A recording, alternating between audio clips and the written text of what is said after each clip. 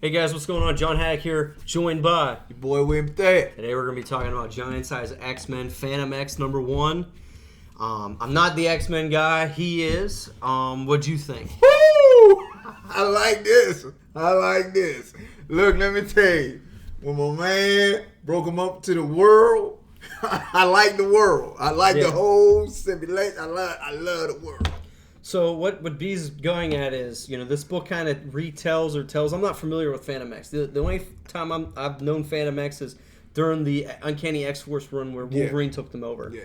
Which I'm reading that right now, and so far, guys, fantastic. I'm going to be doing a review on that omnibus soon. Yes.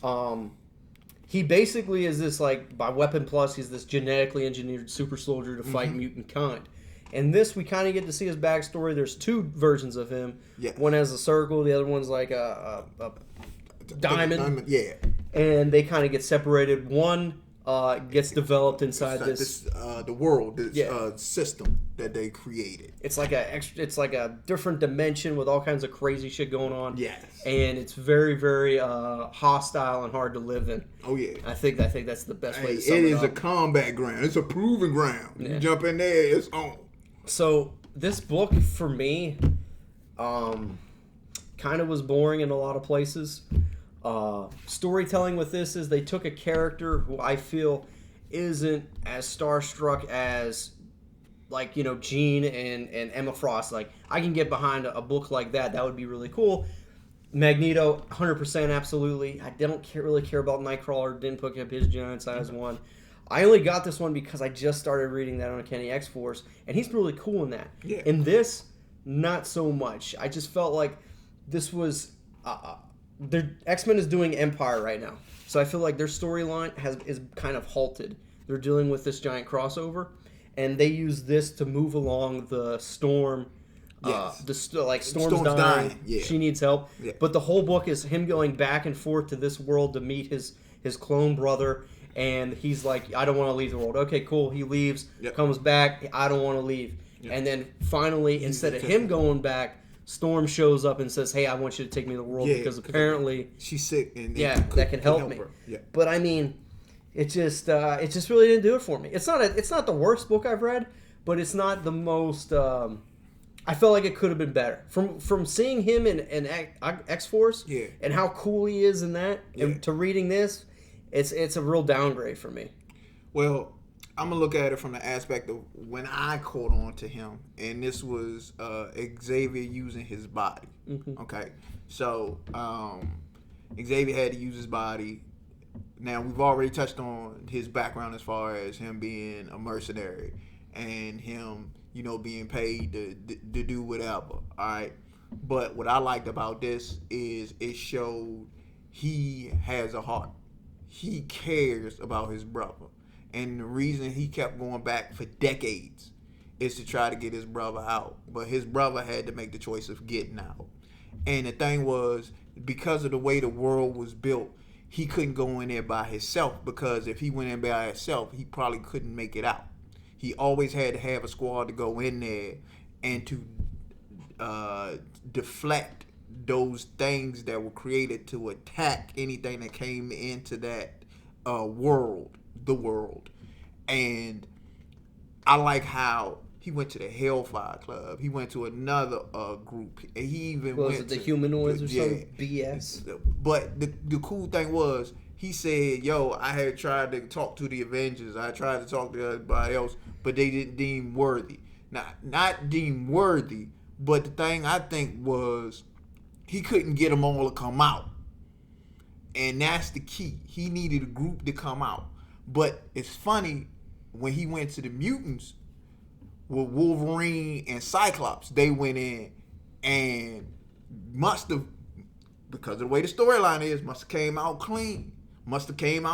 So the thing is, he realized how powerful the mutants were, and I think through the books that we've seen him in, we understand why he came across being in the X titles. Yeah. Why he felt that was a strong community to be in, because they had straight warriors.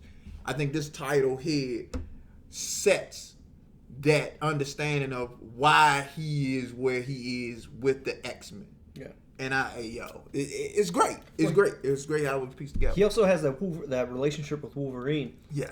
Because he I guess he was laundering or trying to sell money. I mean, not money, but his memories back to him or something. Yeah. He knew something about his past. But I mean, this was.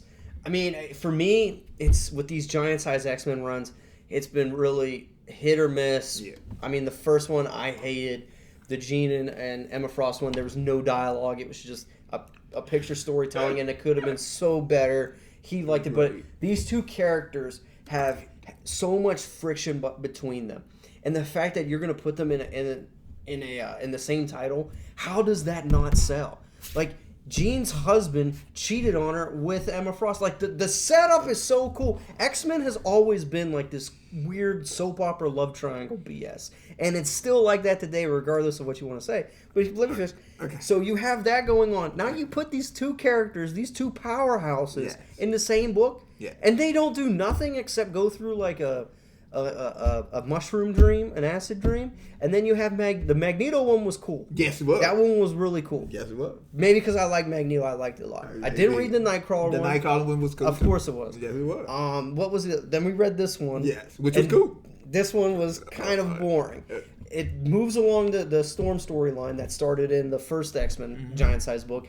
But I mean, overall, I think that this was kind of to reintroduce you to this character. Yeah. At no point in this book does he take hold of it. Like, I felt like this was his time to shine, and whether it was a creative decision or whatever, I feel like Fantomex doesn't hold up to the book. Like, if he had his own series, I wouldn't give a damn.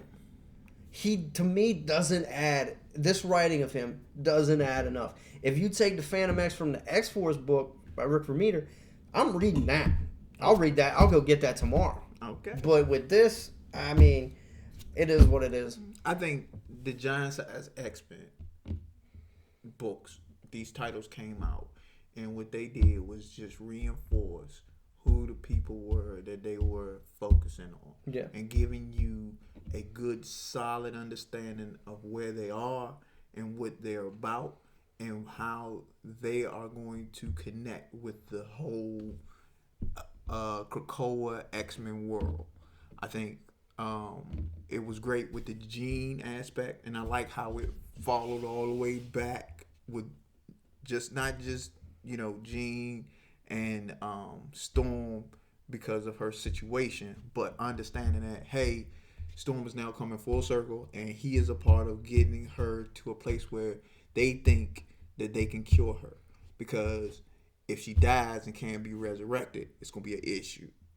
It's gonna be an issue because she's one of the generals. She's one of the high cats in the squad, and I like that dynamic, because not only are we bringing something new, the world, because this is new, the world into it, but we're bringing in his brother.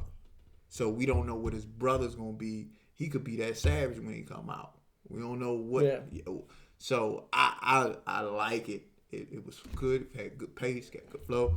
I like it. See, everything you just said about this book is why I hate it. Okay. Because and it's not because of what you. It's because of what you said. But let me try to explain it. Yeah.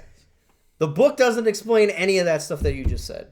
Yeah, it did. No, it didn't. I read it. My thing is, with a comic book, the comic book should not hold your hand to a certain point. Yeah. And my thing, tell the story. You have so many of these giant-sized X-Men books that do nothing to move the story around. The Jean one sets up a plot point. That came out, 4 months ago? Yeah, okay. We haven't seen any of that stuff for 4 months. You read every single X-Men book. Have they mentioned that in any of this stuff? No. So what? So if those other titles don't care, why should I care? You gave me a 4-month period where I'm reading probably 30 X-Men books in between that. Because they have 9 series now? 8 series? Yeah, I think they ran 8. And they haven't explained that? And that's a huge point. The point that you just make. Yeah. You have one of your top generals about to croak and you can't bring her back? Wait. And that's not getting covered in the ongoing series? Because the ongoing series is dealing with so many other issues. Wait a minute. Forget the one person. We are building a nation. Okay? Yeah. We are building a nation. Okay? There are people coming out from all parts of the world after them. They got old villains, new villains. They got everybody coming at them. And in each book, they got like 3 issues in every book. Okay, we can't go back to it. Okay, because we need to show you how bad it is. I mean, this world building is beautiful by Hickman because it's tough to just crack open and say, "This I'm building a nation." It is tough, and I'll agree with you. He's creating a complete world, a complete universe. But the issue with me is just they need to stick with the path. There's so many X-Men books that I read that I'm just like, yo, this was great. Marauders has so many issues that I love. The main X-Men book has so many. Yes. And then you have Hellions. Then you have Hellions was good. Oh man. Come on, man. What was the one with Psylocke? What was the one with Psylocke? Wait, oh Lord. Dark Angel or something? Fallen Angels. Yeah, that was horrible. Excalibur's not the greatest book. Okay, so Fallen Angels wasn't bad because it left you with the plot turn of them going into the system and we had central characters that we loved. We wanted to come back. Yeah. They're getting aged. So when they come back out of that when they come back out of that junk, we don't know what they're gonna be. They're gonna be hard as So let me just say this, and then we'll end this video. Okay, go. My main issue with the X-Men world, universe, whatever they're doing, is I feel like they're creating so much of it, but they have no imagine like you have a funnel. Yeah. Okay. You pour all these storylines into it. They all come out the same end. Yeah. With this, take that funnel is now a colander. You have all these ideas, all these stories just going and off. Yeah. What you just said when they went into, I know exactly when they went into the vault. Yeah. I believe what it's called. Vault, yeah. We haven't heard about that in forever. Yeah. So but we know it's there. But that's not to me. That's not storytelling. You should take 4 issues and that's a story arc. Yeah. Continue it. Not, hey, look, here's a setup with these guys in this part. Cool. Now 15 issues later, we're gonna mention it. But in between that, we're gonna set up new setups over here and here that aren't gonna reflect the vault thing. But then you have to remember that down the road. To me, that's not good storytelling. You know what? Especially when you're dealing with the X-Men, something that's fun. That's what comics, they're fun. I shouldn't need to like. Hey, look. You know what this reminds me of? What? The 80s and the 90s. No. Yes. All right, guys. Yes. As always, thanks for watching. Give us a like. Give us a subscribe. Hit us up in the comment section. Please let me know. Are you with Bethea? Like, X-Men is amazing. Or are you like me where you're like, I think they're doing too much. Need to slow down and focus on story and just change some stuff. I'd love to know what you guys think. We do a great job at getting back to you guys in the comment section. As always, guys, thanks. Be safe. Continue reading comics. Peace.